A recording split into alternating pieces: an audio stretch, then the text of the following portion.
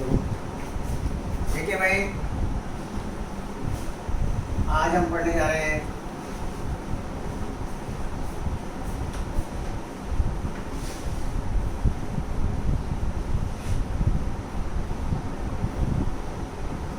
पदार्थ की दोहरी प्रकृति।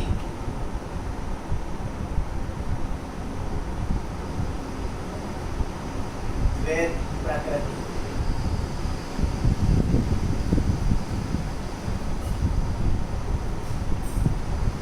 पदार्थ की द्वैत प्रकृति का मतलब है भाई कि जिस प्रकार प्रकाश की कणीय और तरंगीय प्रकृति होती है, उसी प्रकार द्रव्य के सूक्ष्म कण जैसे इलेक्ट्रॉन, प्रोटॉन, न्यूट्रॉन, परमाणु, अणु, ये भी अपनी कणीय प्रवृत्ति के साथ साथ तरंगीय प्रवृत्ति को भी प्रदर्शित करते हैं। इसे हम द्रव्य यानी कि पदार्थ का दोहरा नेचर या पदार्थ की द्वैत प्रकृति कहते हैं। क्या बताया? तो डी ब्रोगली ने बताया कि जिस प्रकार प्रकाश की कणीय व तरंगीय दोनों प्रकृति होती हैं, उसी प्रकार द्रव्य के सूक्ष्म कण जैसे इलेक्ट्रॉन, प्रोटॉन, न्यूट्रॉन, परमाणु, अणु अपनी कणीय प्रवृत्ति के साथ साथ तरंगीय प्रवृत्ति को भी प्रदर्शित करते हैं। इसे पदार्थ की द्वैत प्रकृति कहते हैं। इसके बाद है भाई डी ब्रोगली समीकरण। इंपॉर्टेंट है, पूछा जाता है। डी ब्रोगली समीकरण।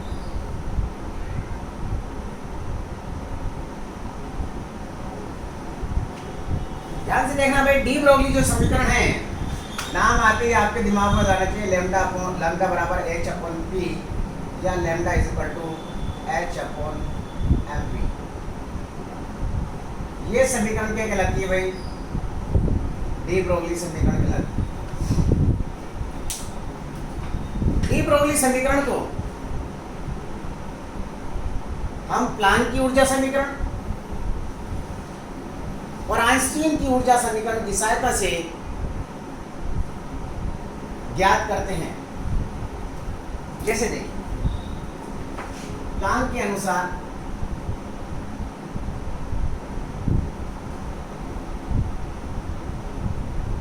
किसी कण की कणीय प्रवृत्ति के लिए फोटोन की जो ऊर्जा है वो क्या दी थी भाई इसने? E is equal to h. और आइंस्टीन के अनुसार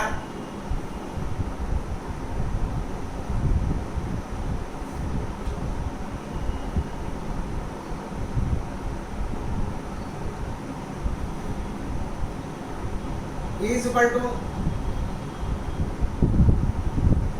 mc²। ये किसी कण की कणीय प्रवृत्ति के लिए कण की फोटोन की ऊर्जा, ये किसी कण की तरंगीय प्रकृति के लिए फोटोन की ऊर्जा। और कण और तरंग दोनों एक ही व्यवहार को प्रदर्शित करते हैं। द्रव्य के जो सूक्ष्म कण है वो कणीय और तरंगीय दोनों ही प्रवृत्ति को प्रदर्शित करते हैं। इसलिए समीकरण 1 और 2 से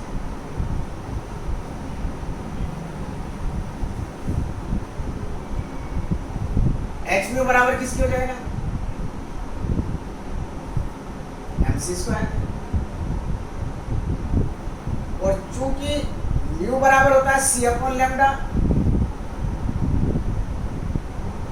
मान रखो h इंटू म्यू का मान रखो,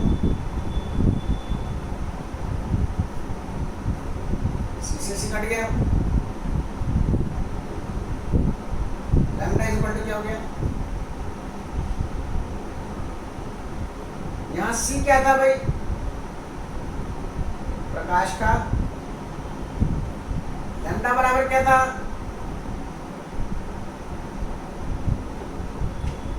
यदि कण का वेग v हो, ये तो प्रकाश के लिए था, अगर कण का वेग v हो तो लैम्डा इज इक्वल टू क्या हो जाएगा?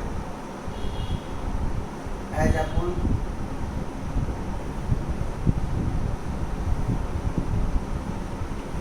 और चूंकि द्रव्यमान और वेग के गुणनफल को हम क्या कहते हैं, समेत, इसलिए lambda is equal to h upon p। आ गई भाई। तो समीकरण 4 या 5 को क्या कहते हैं भाई, डी ब्रॉगली समीकरण। लैम्डा इज इक्वल टू, तरंग दे दिए h प्लांक नेता और p क्या है भाई, प्लांक का समय। तो इसकी सहायता से हम किसी कण का तरंगदैर्घ्य निकाल सकते हैं, किसी कण का समय ज्ञात कर सकते हैं, किसी कण का द्रव्यमान ज्ञात कर सकते हैं, किसी कण का वेग भी हम इसकी सहायता से ज्ञात कर सकते हैं। तो डी ब्रोगली समीकरण को हम किससे निकालते हैं, प्लांक की और आइंस्टीन की ऊर्जा समीकरण की सहायता से निकालते हैं। पहले प्लांक के अनुसार E equal to h mu, Einstein के अनुसार E equal to mc square. समीकरण 1 और 2 से दोनों को एक दूसरे के बराबर कर दिया और म्यू बराबर c अपॉन लैम्डा होता है, मान रख दिया c अपॉन लैम्डा बराबर mc square, lambda is equal to mc। c प्रकाश का वेग है, यदि कण का वेग v माने तो c की जगह क्या हो जाएगा v, अतः lambda is equal to h upon mv। और चूंकि द्रव्यमान और वेग के गुणनफल को संवेग कहते हैं इसलिए इसकी जगह आ गया p। समीकरण 4 और 5 को हम क्या कहते हैं, और यहाँ m कण का द्रव्यमान, v कण का क्या है, देखिए इसे फिर हाइजेनबर्ग के अनिश्चितता का सिद्धांत होता है।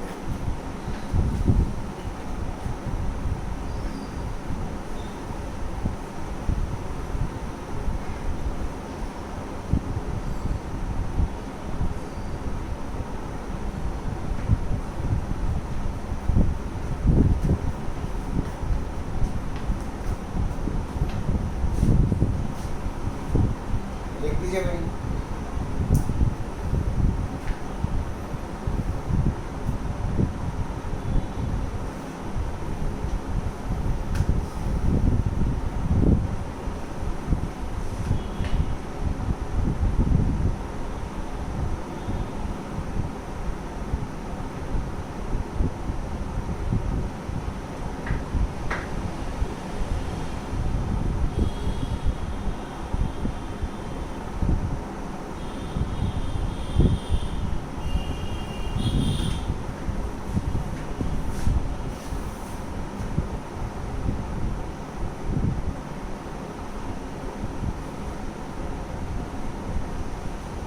याद रखना सूक्ष्म कणों पर तो ये लागू होती है, लेकिन द्रव्य के बड़े कणों पर ये लागू नहीं होती है।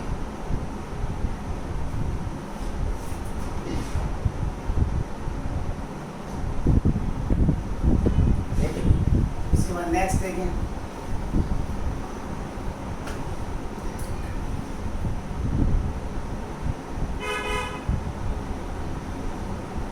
हाइजेनबर्ग की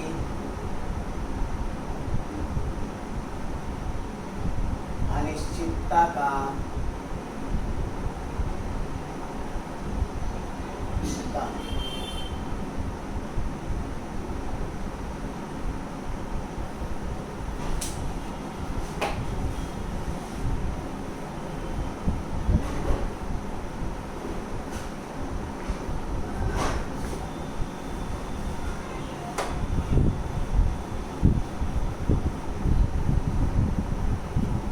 देखिए इस सिद्धांत के अनुसार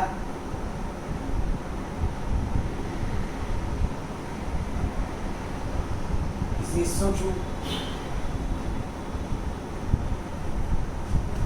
सूक्ष्म गतिशील कण की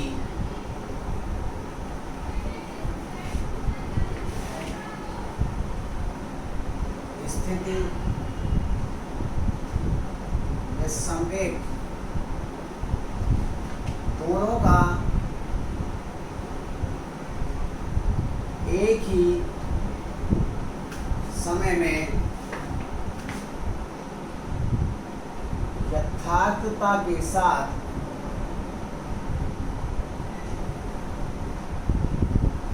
निर्धारण नहीं किया जा सकता।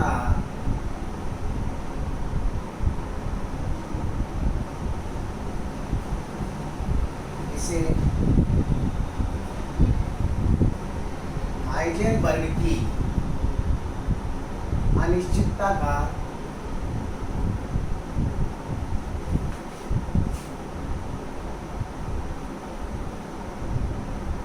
सिद्धांत कहते हैं। हाइजेनबर्ग के अनिश्चितता सिद्धांत कहता है कि किसी सूक्ष्म गतिशील कण की स्थिति व संवेग दोनों का एक ही समय में यथार्थता के साथ निर्धारण नहीं किया जा सकता। इसे हाइजेनबर्ग की अनिश्चितता का सिद्धांत कहते हैं। इस सिद्धांत के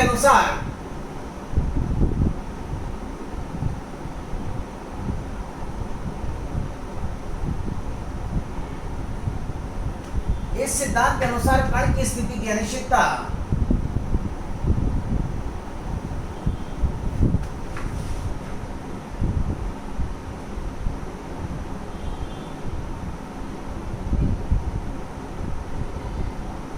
डेल्टा एक्स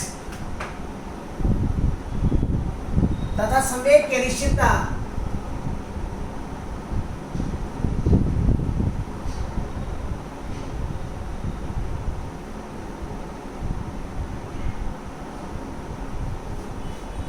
डेल्टा पी का गुणनफल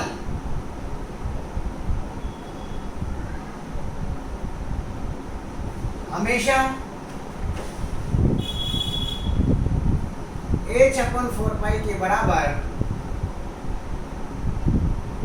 या उससे